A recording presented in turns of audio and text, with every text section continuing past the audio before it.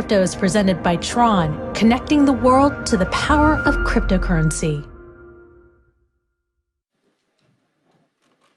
Welcome back to First Mover Live from Davos, Switzerland. Bank of America released a new report this week finding central bank digital currencies have the potential to revolutionize global financial systems. And joining us now to discuss is Jennifer Lasser. She's the executive director of the Digital Dollar Project, a nonprofit that is working to bring awareness about the advantages of CBDCs. Jennifer, thanks for joining us. Thank you for having me. So did you hear about this Bank of America report? What are your thoughts? I imagine you agree. I think it is yet to be proven, right? And that's part of what we're discussing here in Davos this week, bringing together private sector, NGO, central bankers to be able to talk about how we build resiliency in our global systems. One of those tools can be central bank digital currency, and we're seeing a lot of global exploration now. And part of that exploration is understanding both should you deploy a CBDC, and if so, what design choices best reflect the values of your country. All right. And taking a look at the Digital Dollar Project specifically, it's been around for quite some time. Where are we in the United States in terms of innovation for CBDCs? And are we falling back compared to other nations? I think we are not first out of the gate, but historically that is on brand for the United States when it comes to large global systemic change. For the Digital Dollar Project, we were founded and released a white paper in 2020 by former CFTC Chairman Chris Giancarlo and a collection of advisory board members, about 40 subject matter experts and global leaders. And we've just republished the white paper with 2 years of data globally to be able to analyze how far we've come, how relevant our original hypothesis was, and to start to tweak some of the experimentation to make sure that it is evolving with the standards and the data that's evolving globally. We have a timeline in the United States for we might be testing or some sort of retail or wholesale CBDC. So we've seen a couple projects come out of the Federal Reserve System. The Federal Reserve Bank of New York last year announced Project Cedar, which was a wholesale CBDC experiment. They also are acting as an observer to the Regulated Liabilities Network pilot.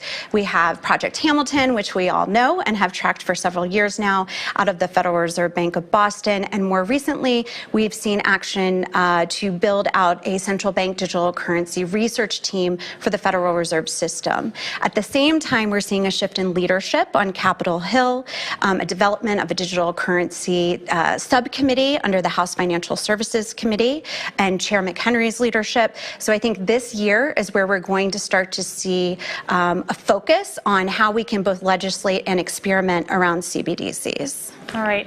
I want to turn to one Bank of America analyst who wrote that CBDCs have, quote, the potential to revolutionize global financial systems and may be the most significant technological advancement in the history of money, which is interesting considering the significance of the timing with the WEF. Is that any coincidence? I don't know. Bank of America has had a couple statements on CBDCs across the past year. I think what is really important to track and where we've focused our conversations on the promenade is around standard setting.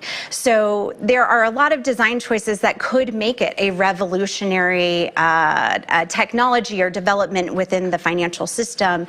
But if we repeat the system that we have at large and make some policy adjustments, we will not see some of those efficiencies that we see by employing emerging technologies. By focusing on global standards, we can start to create a very healthy ecosystem for anything that's tokenized. And you can imagine that, of course, stablecoins, CBDCs, cryptocurrencies within the financial sector. You can go beyond that and think of the tokenization of objects or the healthcare system, but starting to set standards globally around how we want these systems to interoperate and which principles we want for the innovation to drive towards. Should there be some more cooperation globally? Because otherwise we'll have this fragmentation of CBDCs between China, even in Switzerland, they're developing their own. How do you develop some sort of collaboration, cohesive incorporation? I think that's exactly right. There will always be a flavor of CBDCs, a pot of CBDCs, because each country will have a different reason and prioritize different design choices in their development, should they develop. But we do need to come together collectively, both as governments and as private sector, to fully reflect the end user's needs as we're thinking about those standards.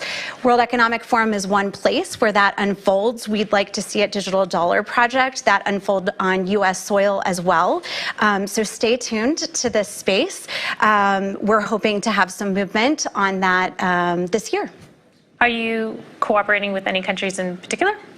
Yes. Which ones? Can you we are reveal? still working on getting confirmations, and we're very excited. One of the things that I think is really important is open and transparent development of all conversations, whether it be policy or literal code, right? And there's lots of reasons that openness is important. The most important, in my opinion, is trust, and establishing trust, regardless of where you sit on the spectrum. Trust with your government, trust with your private sector entity that might be providing your wallet, that's providing your digital currency in the future.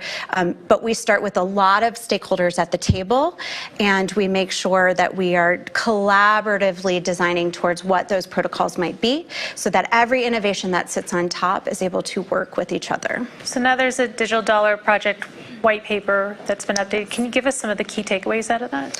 I think the biggest takeaway is that privacy is of utmost importance. So we'll be spending 2023 focused on defining optionality, both with technology and policy, around how privacy might manifest in a central bank digital currency, and really starting to think about, or really reimagining some of the regulatory system that would support this new financial infrastructure. So the world's first CBDC was the sand dollar out of the Bahamas, which has reportedly struggled after the collapse of FTX. Do you worry about recent headlines and cooling crypto markets will impact the development of CBDCs at all?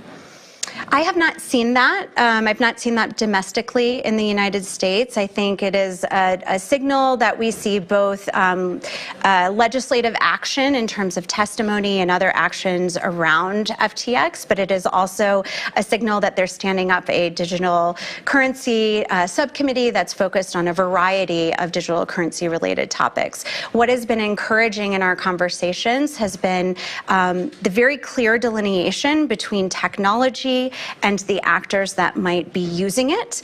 And that helps with central bank digital currency as we're thinking about how we might regulate CBDC or support CBDC through legislation, and being able to separate the outcomes that we're driving towards from the technology itself.